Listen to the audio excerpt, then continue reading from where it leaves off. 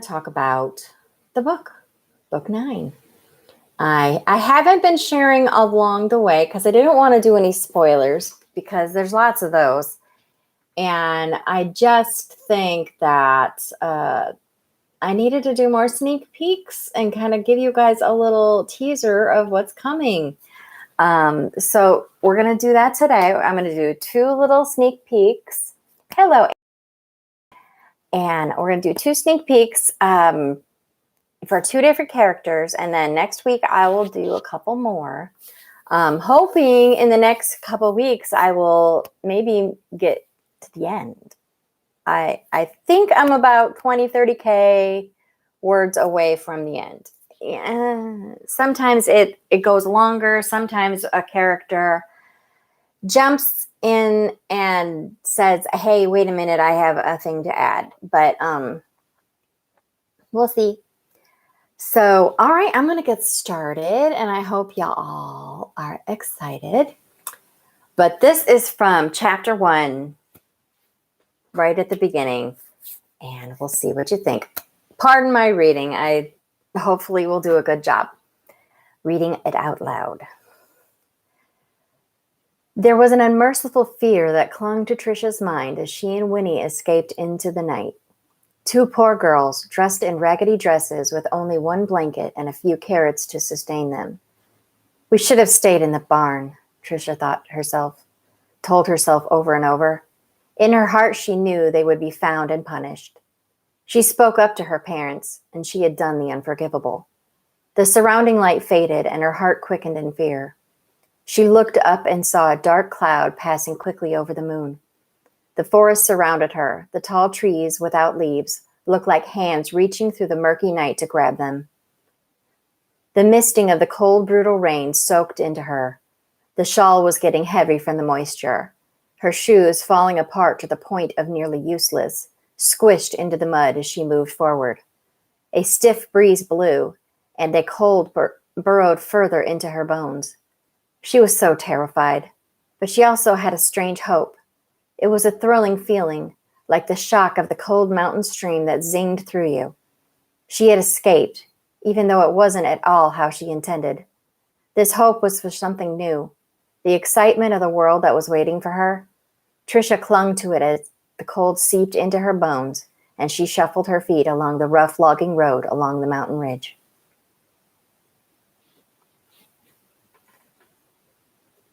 There you go.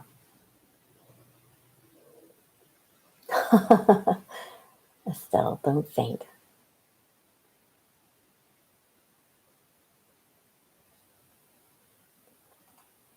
Oh, Dana and Estelle and Angela and Robin. Oh, I got all these visitors today. That's exciting. Yes, indeed. All right. So I like Trisha and Winnie. That whole storyline, it was painful. It was brutal. Berta. Let's talk about Berta. I had one person write to me and ask me why Berta died, why Berta had to die. And I'm going to be honest. It was really hard to write. I wrote her character to kill her, basically. My sister died 14 years ago, completely by accident, Christmas Eve, and totally changed our lives and rocked our world, and it was devastating and painful and awful. And I'd never really been brave enough to explore that of what it was like to lose a beloved sister. And so when I felt like God's little nudge was saying, you're gonna go there, you're gonna explore that pain, and you're gonna go there. And Berta was a little bit like my sister. She kind of just had that joy and that abandon in life that my sister had. She never knew a stranger. she had so many friends, and she was Tigger. She was Tigger, and just bouncy and fun and like a light. And, I'm so serious and dark and twisty and moody and anxiety. And I'm like so opposite of her. We both had like the deep spiritual connection. And I think that was kind of how we connected. I mean, she was 7 years younger than me. And so she was a lot younger than me. So growing up, we weren't super close. But as she got older, we found our connection, and it was through God. And I don't know, it was really, it was hard to write, but I felt like God was telling me to go kind of explore that pain, that I was ready. So that's why I wrote that story. And I was challenged to write characters who were dirt poor. My mother-in-law, she was the first one to mention it. She's like, all of your females are like really strong, and they kind of have enough. It's not, Galena wasn't, rich or anything, but she had enough, and she was safe. And she was like, but what about those big families that like live in a shack? And I was like, interesting challenge. So I kind of did my research. And, I grew up poor, but we had enough. I mean, we had a house and a roof, and, we always struggled to get by when I was younger. When I was older, it's kind of when my dad's business kind of took off, because my dad's self-employed. He's a sound engineer, writes music for movies and TV. But when I was a kid, he was still building his business, and it was a little struggle. We weren't dirt poor, but we were poor. And, the rattle trap cars that we drove and all that stuff. But we were never hungry. And I really wanted to explore that. So anyway, now you've looked into the mind of an author and what makes us tick a little bit. All right, you guys ready for the next little sneak peek? All right. I really waffled between what characters I was going to pick to read for today. And I decided on Corinne. Corinne, she's just got a special place in my heart, because she was like the first character that I really worked on. And from book one all the way back to Boston in the parlor with the Auntie Rose and marrying Andrew, and that whole day. I just reread the beginning just recently, and it was just fun. I just smiled to the whole thing, just remembering how scared I was to actually, because I'd been writing that book for 15 years just for myself, because I had a college professor who told me I will never be published and I was a moron and blah, blah, blah.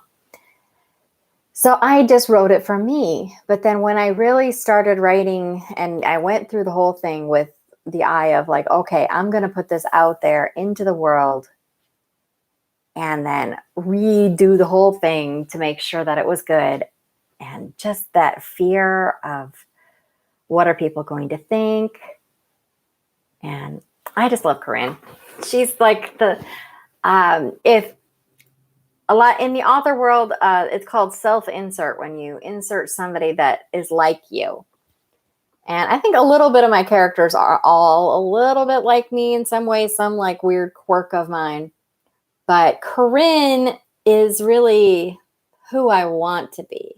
I want to be strong and courageous and just go for it. And she just does.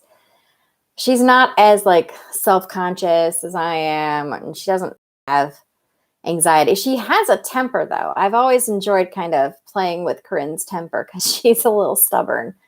Kind of that dogged determination. There's always pros and cons to every character quirk in us and in books. And but Corinne, she's got that dogged determination, like she's going to do it and no one's going to stop her. And, some of the early phases of marriage, just her and Lucas trying to get along in the early phases of marriage. I kind of wanted to prove that, hey, not everything is like, sunshine and roses all the time. Sometimes you fight and sometimes you have to learn how to fight and, get your point across or be wrong and just, I'm sorry, I was wrong. Yeah. Anyway, Corinne, book 9, Down the Mountain Path. I think this is in chapter 3. Corinne walked across the path slowly, looking over her father's enclosed yard. The horses still quiet and puffing out their breaths in the morning mist. The air was crisp, smelling more of winter than the coming spring. But Corinne took a deep breath, and she could have sworn she smelled that dark earth smell of spring lingering on the air. A small bit of wind tried to prove her wrong by biting her cheeks with icy teeth that stung. She reached the lab and scraped her feet along the rough, dark rug at the doorway. She spied Dolly at the work table. She had a mortar and pestle and was grinding herbs. "It's cold today," Corinne announced, and she shrugged out of her heavy coat. Dolly turned and frowned. "It is." She shook her head. "Looks like a gloomy day is in store." "I've been wishing for an early spring." Corinne came in beside Dolly and placed a hand on her shoulder and bent to see what Dolly was working on. Yarrow." She muttered and saw Dolly nod without looking away from her grinding. "Don't we always hope for an early spring?" Dolly asked. Corinne smiled. "We can hope all we want, but nature will not be tamed." Okay, there you go. 2 little sneak peeks of people that you love. I think next week I'll have to find a Clive quote and get everybody all stirred up again. Everybody loves Clive. He's everybody's favorite.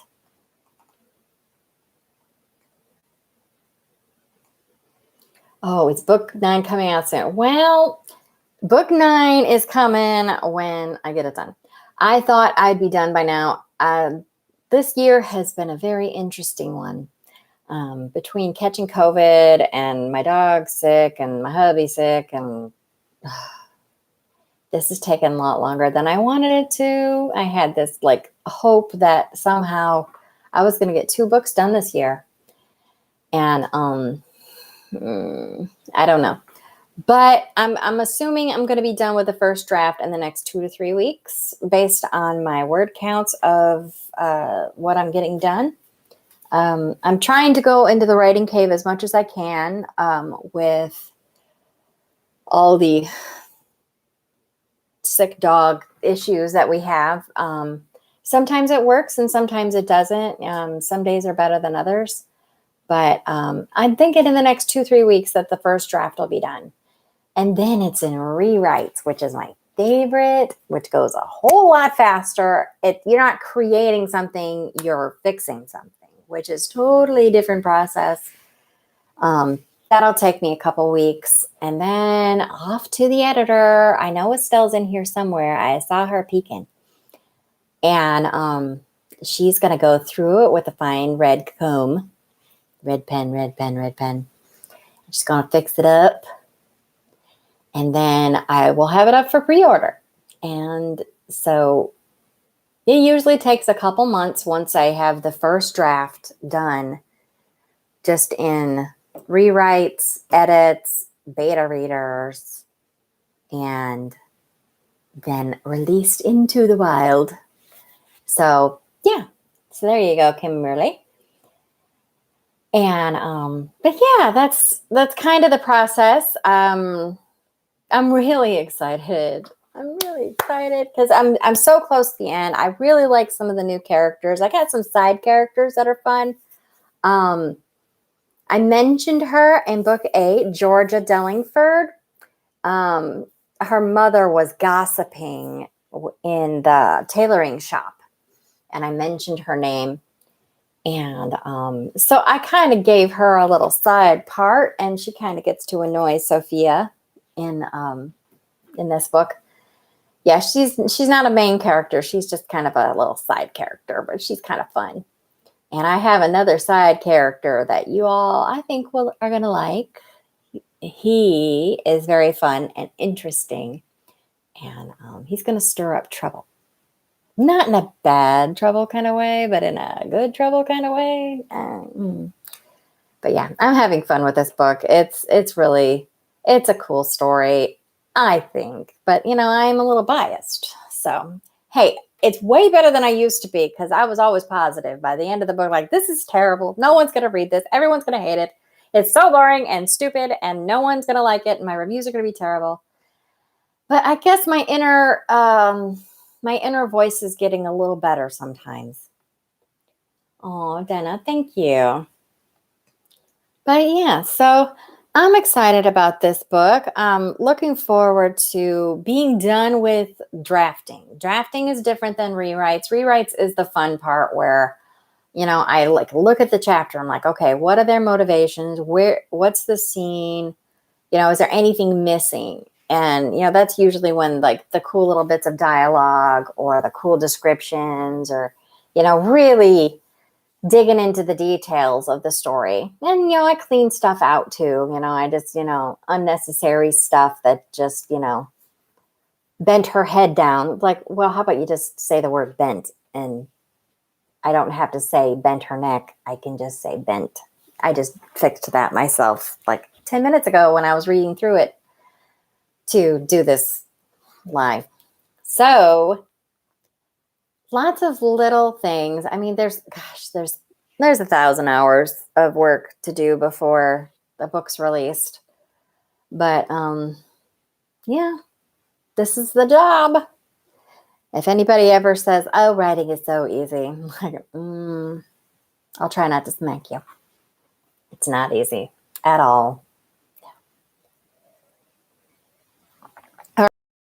Motivation today in my mug is cold ginger tea, because I forgot to drink it when it was hot. So it's cold now. Oh, Leslie, you're so sweet. I'm going to have you come over soon. You can hang out and eat lunch with me. So am I going to wrap up the series with book 10 so that you can write the Revolutionary Wartime series? No. I have no intentions of wrapping up this series.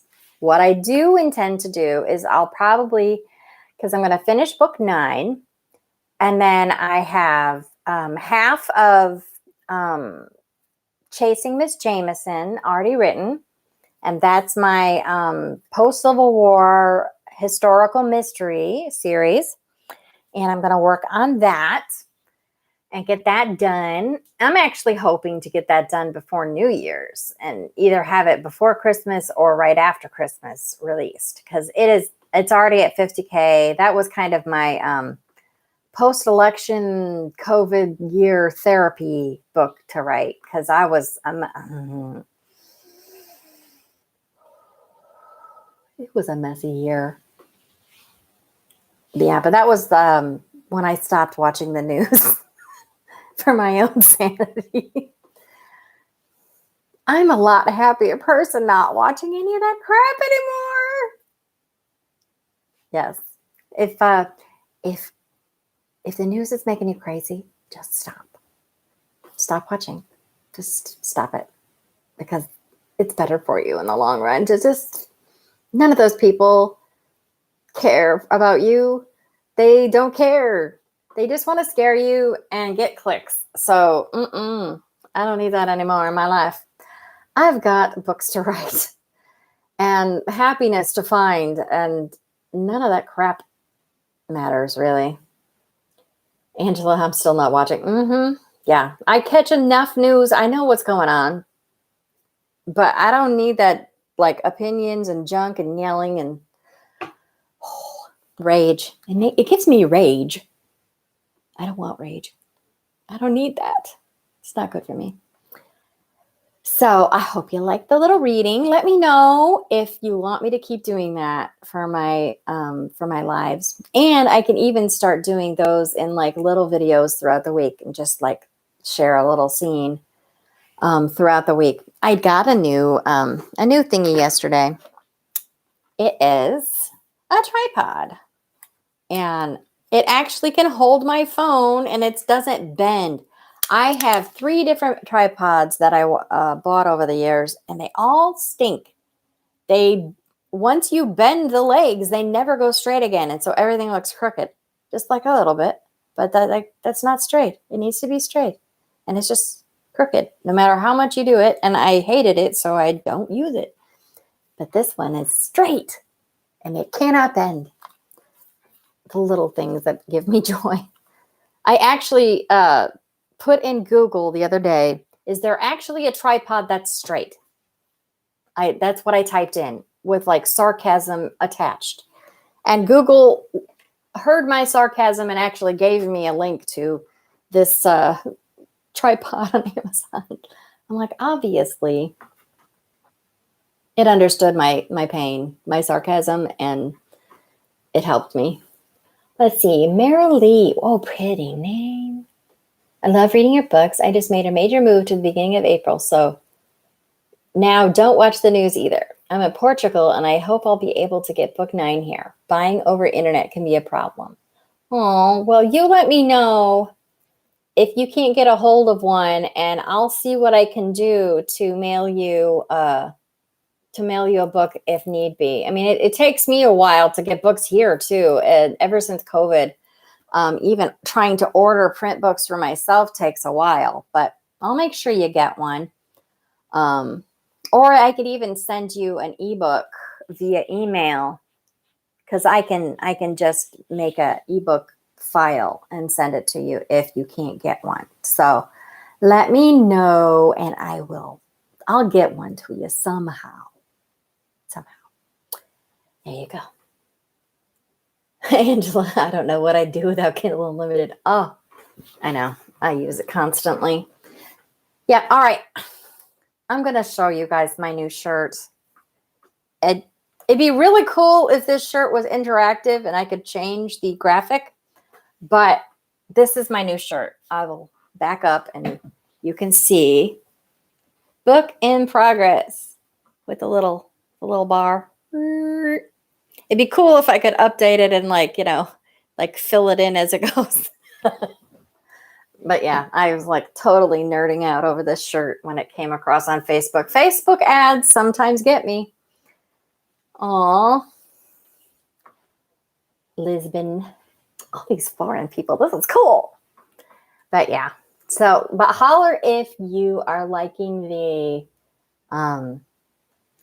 sneak peeks. It's hard to find little scenes that aren't going to give stuff away. So I have to kind of search for it. But I'm going to be in editing mode soon. So I'll just grab up little snippets and pieces here and there to share with everybody. Yay, Angela. Yeah, I love it. I liked it because it's purple, and I like it because it's, an author nerd shirt. I'm getting a collection. I've got about 5 shirts now. 5. That are author related.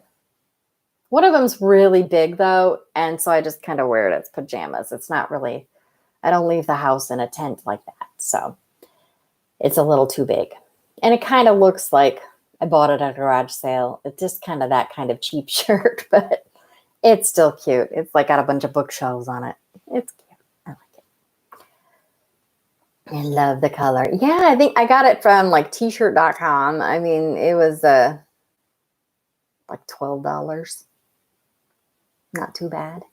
There was all sorts of stuff. I mean, you could type in anything like, owls or, kittens. Anything. You could type it in. They've got a shirt for it. They do. Chemistry nerds. I mean, anything. It's there. There's like a million shirts there. So, and you can customize it and all sorts of fun. But yeah, so this is me. And I think I've been having a rough go, like ever since COVID. I just really struggled with my anxiety and trying to get the forward progress, because I'm a driver. I watched a really good movie last night, and Radioactive. It's about Madame Curie, and she discovered radium and radioactivity in elements. So, basically she is like she ushered in a whole new level of science, and she was totally disrespected and treated like crap because she was a woman. And there was one point where she had to slow down. Her husband was sick and she had to slow down, and it was killing her. It was killing her to not do the science. She just felt that inner pressure, like no one else was telling her she had to. She was telling, and I paused the movie and I told Jeff, and I actually got a little emotional. I said, that's how I feel. I feel this internal pressure, like I have to keep going. I have to keep going. And when the world around me tries to slow me down, it just feels like I'm failing at life. And I guess it's that driver personality. And oh man, I get really frustrated. So I just felt like I understood her, that she had that drive. I mean, basically her discoveries killed her, because at the point when she discovered radioactivity, she didn't know it was going to kill her. So Jeff told me that all of their research papers that, when they were discovering everything, they have to be kept in a lead box because they are so radioactive that no one can touch them. And yuck. So that's a really cool movie if you want to watch it. And it not very Christian, and there was some skin parts.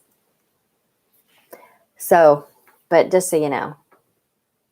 So, cool history, but, you're going to see somebody's butt. Just going to say. I have a butt. I'm not bothered by butts, but, some people are. So, I've just given you the warning that it's not completely PG. It's, PG 18. There you go. There you go. There you go. So I am gonna get back to work. I got things to do. I got books to write. And but yeah, here's my happy planner for the week. I just got it all set up last night. It's all pretty in gold. I don't know if you can see this. It says Boss Lady. And I like the polka dots. That's just cute. Yeah, I'm addicted to Happy Planner. If you don't know, I am.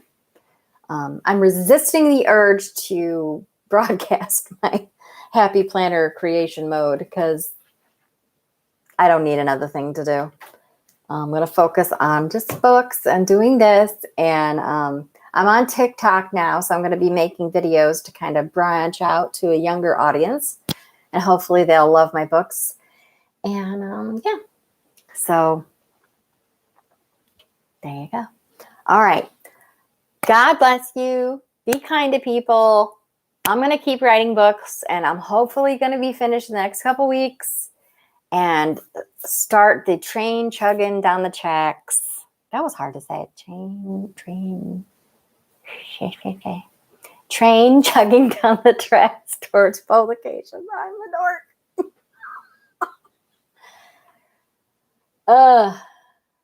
Now I will get butt-focused ads. Seriously. It's so true. Oh, Estelle, thank you for the fun morning cuppa. Yeah, I'm so in a weird mood right now, but it's like a good weird. Yeah. All right. God bless you guys. Be kind to people and read some good books and get some sunshine. It's time. Get some sun. I've been doing only 5-10 minutes at a time because I burn like a crispy. But I've been getting some sun and it feels good. That vitamin D is it's like a healing balm. All right. God bless you guys. I love you all and have a wonderful week. And let me know what characters you want to hear about on my next video. All right. I expect comments. You better do it. Do it. I need to know what you want. Otherwise, I'm going to pick. So if I get enough comments, I may be persuaded. All right. Bye-bye.